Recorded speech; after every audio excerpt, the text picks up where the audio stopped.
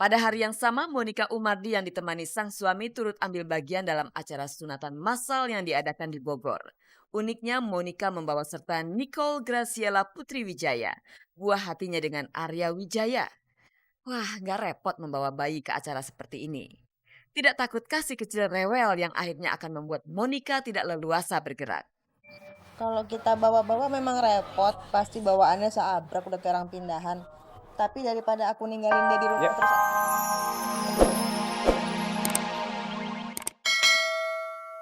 Ya, terus dia harus well prepare ketika ketemu, gua siap ini, gitu. Makanya dia besok mau jenguk ke sini. Jalan untuk bebas rasanya sudah tertutup rapat bagi Roy Martin karena Roy sudah mengakui perbuatannya. Namun begitu, Chris Salam yang berprofesi sebagai pengacara ini berupaya keras untuk setidak-tidaknya mengurangi hukuman yang akan diterima sang kakak. Chris bertugas untuk mengkoordinir tim kuasa hukum Roy Martin. Apakah Chris melihat ada unsur jebakan dalam penangkapan Roy Martin ini? Tapi kalau saya pribadi, saya harus melihat dengan jelas dulu. Kalau saya pribadi ya, gitu. Saya harus melihat dengan jelas dulu gitu. Bener nggak kalau umpamanya katakanlah ada opini, wah ya mau ini Roy dijebak, bener nggak sih dijebak gitu. Saya kan harus mencari, mendigging dalam dulu bukti. Nah, saya ini waktunya belum sempat ngapa-ngapain, saya kesini terus kan gitu kan, saya kesini terus, saya sendiri punya kerjaan lain gitu Mas. Dijebak atau bukan, kita hanya bisa berkata siapapun bisa mengalami nasib seperti Roy Martin. Semua orang bisa melakukan kesalahan. Bedanya tak semua orang mampu bangkit dari kesalahannya. Setiap laki-laki itu punya kelemahan, apapun bentuk, apapun bentuk. Jadi buat saya, oke lah, satu kejatuhan. Yang penting adalah ke depan. Kalau buat saya gitu, cut off. Yang penting ke depan lebih baik. Ayo, come on. Saya sih pengennya papa jadi orang yang lebih baik, jadi ayah yang lebih baik bagi saya itu udah cukup.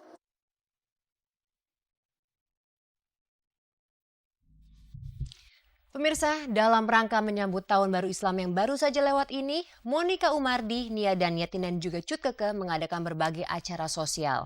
Ada yang menyantuni anak yatim dan ada juga yang sampai menyokong acara sunatan massal.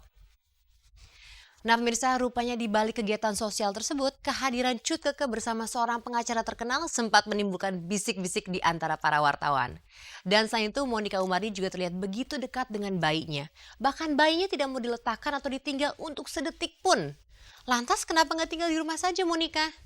Mungkin Monica Umardi mempunyai tujuan tertentu. Nah pemirsa, sekarang kita mulai dengan kegiatan bakti sosial Nia Daniati dari daerah Bekasi.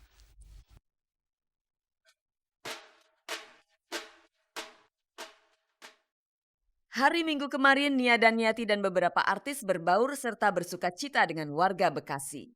Nia dan para artis ini tidak hanya sekedar menghibur warga, mereka punya misi penting yakni menyantuni anak-anak yatim. Acara yang diselenggarakan oleh Majelis Taklim Bekasi ini sengaja mengundang Nia Daniati dan rekan-rekan artis dalam rangka memperingati Tahun Baru Islam yang jatuh pada tanggal 31 Januari lalu. Ya tentunya kita semua kan ini tahun baru Islam, tentu kita juga senang dengan adanya acara seperti ini karena biar bagaimana kita berbagi kasih sayang dan memang dari dulu juga saya senang dengan acara-acara seperti ini. Paling tidak kita mengingatkan bahwa masih ada orang-orang di sekeliling kita yang kurang mampu, yang harus kita tolong.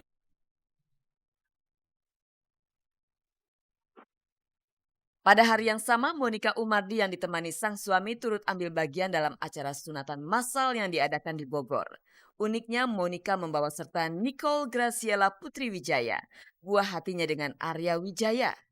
Wah, nggak repot membawa bayi ke acara seperti ini. Tidak takutkah si kecil rewel yang akhirnya akan membuat Monica tidak leluasa bergerak? kalau kita bawa-bawa memang repot, pasti bawaannya seabrek udah kayak orang pindahan.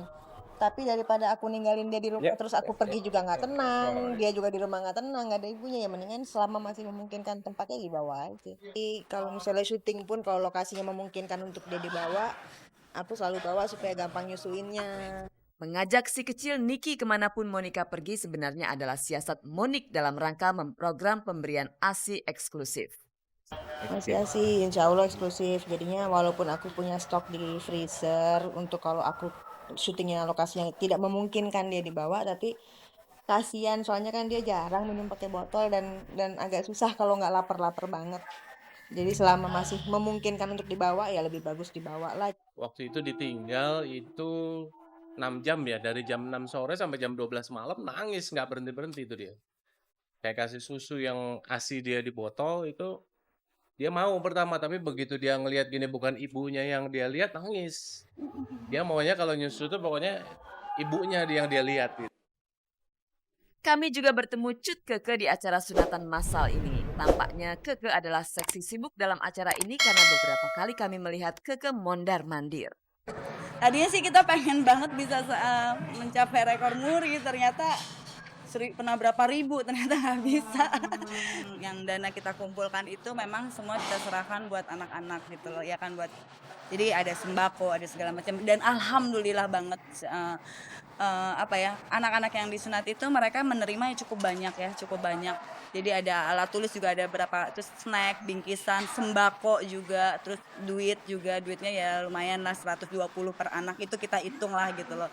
Jadi cukup lah, maksudnya kita bersyukur banget, tidak sia-sia mereka, maksudnya udah nangis-nangis tapi mereka dapat sesuatu yang berharga lah. Ada satu orang lagi yang menarik perhatian kami. Dia adalah Malik Bawazir. Sejak Cut Keke menjanda, pengacara inilah yang dikabarkan sedang lengket dengan Keke. Kabarnya Keke dan Malik tengah merajut asmara. Apalagi mereka terlihat kompak pada acara ini. Itu kan isu-isu sekarang gini, nggak usah ada isu itu juga tetap akan yayasan tetap akan berjalan. Ibaratnya saya tetap akan bekerja sama Malik ya tetap gitu loh, karena di yayasan ini gitu loh. Jadi ya namanya ya kita berusaha, maksudnya gini, kita berusaha berbuat baik, tapi kan orang bisa aja salah menilai, salah persepsi, itu urusan orang. Yang penting saya berusaha berbuat sama-sama kita memikirkan buat yayasan, buat kepentingan orang lain, masyarakat yang membutuhkan. Kita di Yayasan Balai Anak, memang ini program-program kalian akan besok-besok juga apabila ada program-program lain akan melihat saya dengan Keke di. Kalau kalian bernaung dalam satu yayasan serta berkecimpung dalam kegiatan yang sama, bisa-bisa gosip ini berubah menjadi satu kenyataan. Wah, itu udah pertanyaan lawas, itu saya nggak mau bahas lagi sekarang, bahas Hitalan masalah aja. Oke, sip. Kalau masalah saya deket nanti sama siapa, saya yang jelas ya lihat aja nanti gitu loh. Maksudnya saya tidak mau banyak komentar gitu loh. Sekarang ini saya sedang menikmati kehidupan saya dengan karir dan kerjaan sosial udah.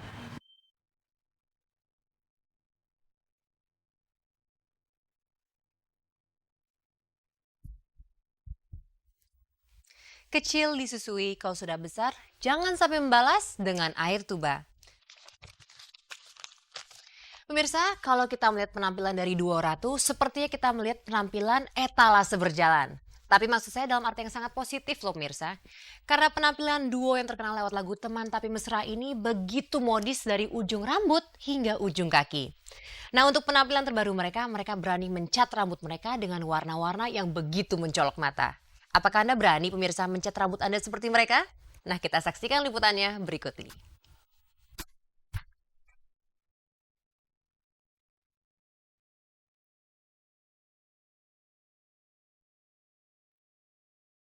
Persaingan di kancah musik Nusantara semakin ketat. Kalau seorang penyanyi tidak punya karakter suara, penampilan serta pribadi yang khas, siap-siap saja tergusur dengan cepat. Grup musik Ratu sepertinya sadar akan hal itu. Akhirnya mereka punya cara jitu, supaya fans semakin tergila-gila dengan Ratu dan juga menarik masyarakat lain agar menyenangi cara bermusik mereka. Caranya simpel saja. Maya dan Mulan membentuk image baru Ratu lewat rambut bak pelangi. Awalnya sih memang karena bosen rambut hitam, terus pengen sesuatu yang berbeda aja. Jadi karena kebanyakan mayoritas orang Indonesia kan rambutnya hitam, bagus banget rambut hitam. Hanya kita pengen berbeda aja gitu. Malah kita pernah 1 bulan 3 kali pewarnaan karena emang kita menyadari bahwa rambut ini harus jadi sesuatu yang berbeda dengan yang lainnya.